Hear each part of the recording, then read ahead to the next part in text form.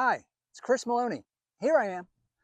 When we recorded Emily's video on whistling, we were in a neighborhood, so it was a little problematic to demonstrate the three whistle tones that we wanted to communicate about: blast, elongated, and micro.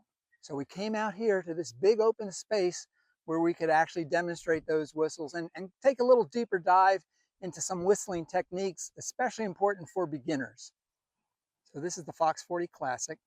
And let's talk about the pieces that we're going to mention in the video. So this is the mouthpiece here, the front, and there's a molded ridge at the end of the mouthpiece. These are the sound holes. There's one on the bottom as well.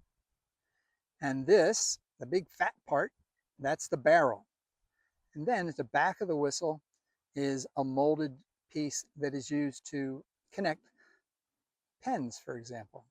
So we'll just call this the molded piece at the back, okay? Molded piece at the back, barrel, sound holes, mouthpiece, and then the molded front edge. Beginners, you're not going to have to think about what I'm going to tell you every time. It becomes natural. But to get a good sound from your whistle, what you want to do is put the mouthpiece into your mouth and then you pull it out so that the molded edge at the front of the mouthpiece is up against the back of your teeth. It kind of goes like this.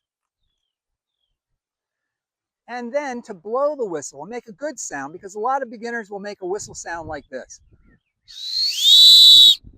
They'll slowly build up to the level that they think is appropriate, but you don't do that.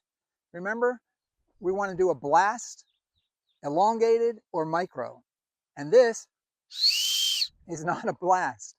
I used to teach umpires, put a feather in your palm and just try to blow it hard enough so it reaches your fingertips.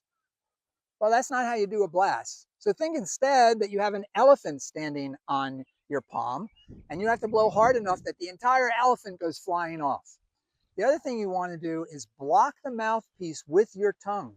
You basically stick your tongue into the mouthpiece, but it won't go in there. It's too small. But it's like this. And then you basically begin blowing the whistle while your tongue is in the way.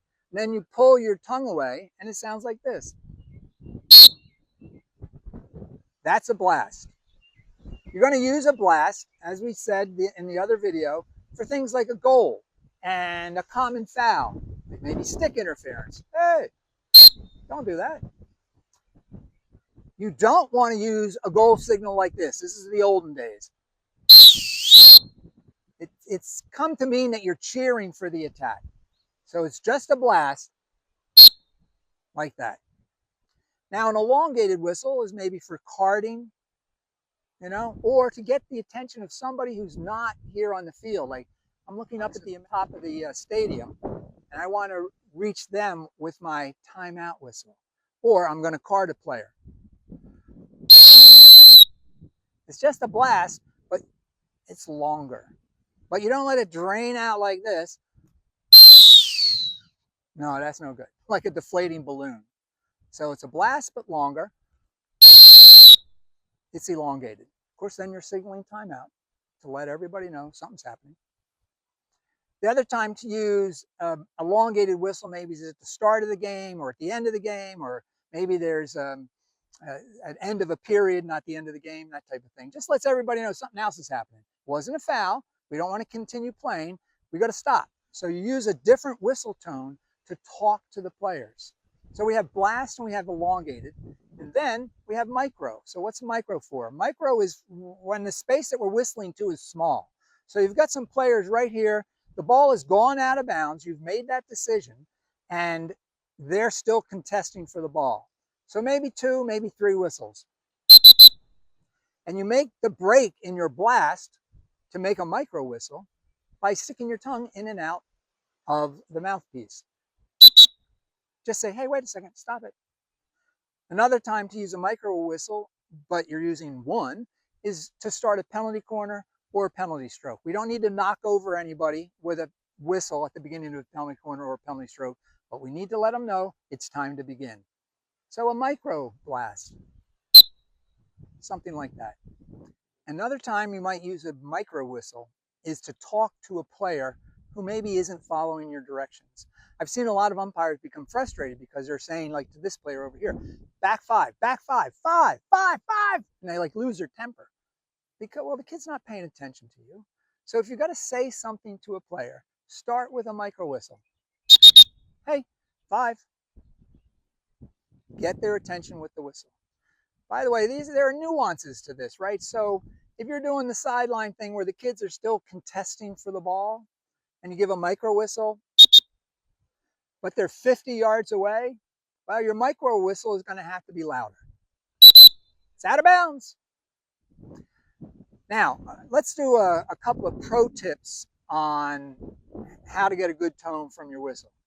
One, do not swallow the whistle. So do not put it so far into your mouth that your lips are covering the sound holes. Hopefully you could hear that difference.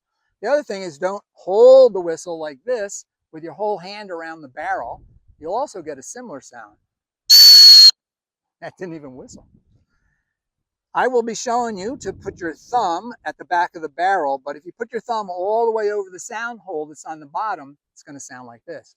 See, a little higher pitch? All right, so now some other pro tips for whistling, especially for beginners. You don't want to call this game like it's basketball. Not every foul is going to earn a whistle. Basketball, you see a foul, you call it. So we don't do this. We don't keep the whistle dangling from our mouth.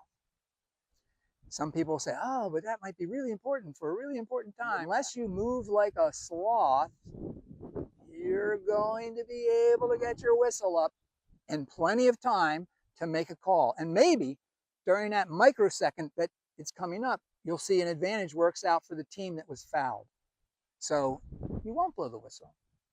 The other thing is, when you get your picture on the cover of Sports Illustrated, just not a very good look.